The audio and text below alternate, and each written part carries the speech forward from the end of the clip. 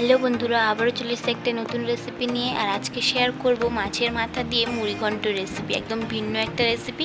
তো চলো ভিডিওটা দেখে নেওয়া যাক। প্রথমেই আমি এখানটা আতপ চালকে ভালো করে ধুয়ে পরিষ্কার করে নিয়েছি, কয়েকটা আলু কেটে নিয়েছি, পেঁয়াজ, কাঁচা লঙ্কা এবং রসুন নিয়েছি, আর নিয়ে নিয়েছি মাছের মাথা। তো এখানটায় কড়াইতে প্রথমেই দিয়ে দিলাম তেলটা ভালো করে গরম করে নেব। ততক্ষণে আমরা মাছের মাথাগুলো ভালো করে নুন হলুদ মাখিয়ে নিলাম। এবারে মাছের মাথাগুলোকে গরম তেলের মধ্যে দিয়ে দিয়েছি। এবার লাল লাল করে মাছের মাথাগুলোকে একদম ভেজে নিতে হবে। তো দেখো আমি এখানটা লাল লাল করে ভেজে নিয়েছি।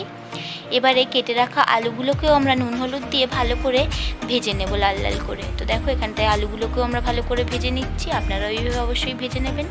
আলুগুলো ভেজে তোলা হয়ে গেলে কড়াইয়ের তেলটা কিন্তু আমরা একটু কমিয়ে নেব, নয় চালটা ভাজতে আমাদের অসুবিধা হবে।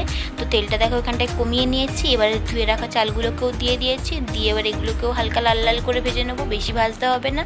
এভাবে আপনারাও হালকা গোল্ডেন ব্রাউন করে ভেজে নেবে।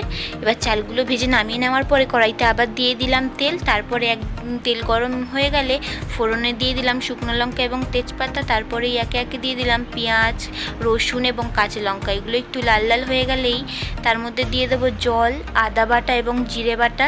তারপরেই দিয়ে দেবো এখানটায় গুঁড়ো মশলা। এখানটায় প্রথমেই দিয়ে দিয়েছি হলদির গুঁড়ো, তারপর দিয়ে দিলাম 1 চামচ লঙ্কার গুঁড়ো। আপনারা ঝাল যেমন খাবেন সেই পরিমাণে দিয়ে দেবেন। তারপরে দিয়েছি এখানটায় ধনের গুঁড়ো এবং সামান্য একটু চিনি। এবারে মশলাগুলোকে ভালো করে কষিয়ে নিয়েছি। আর মশলা থেকে যখন তেল ছাড়তে শুরু করবে তখন এর মধ্যে ভেজে রাখা সব কিছুকে দিয়ে দেব, দিয়ে মশলার সাথে এগুলোকেও ভালো করে কষিয়ে নিতে হবে।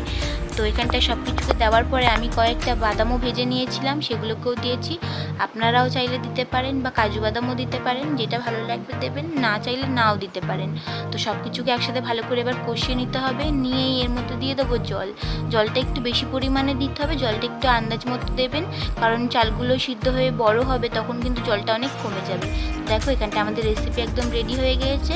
এবার নামানোর আগে সামান্য একটু গরম মশলা দিয়ে দিলেই আমাদের রেসিপি রেডি। আপনারা এইভাবে অবশ্যই ট্রাই করবেন আর কমেন্ট করে জানাবেন কেমন লাগলো। এরকম আরও নতুন নতুন ভিডিও পেতে চ্যানেলটিকে সাবস্ক্রাইব করে নেবেন। আজকের জন্য এটুকুই, আবার দেখা হচ্ছে নেক্সট ভিডিওতে। বাই।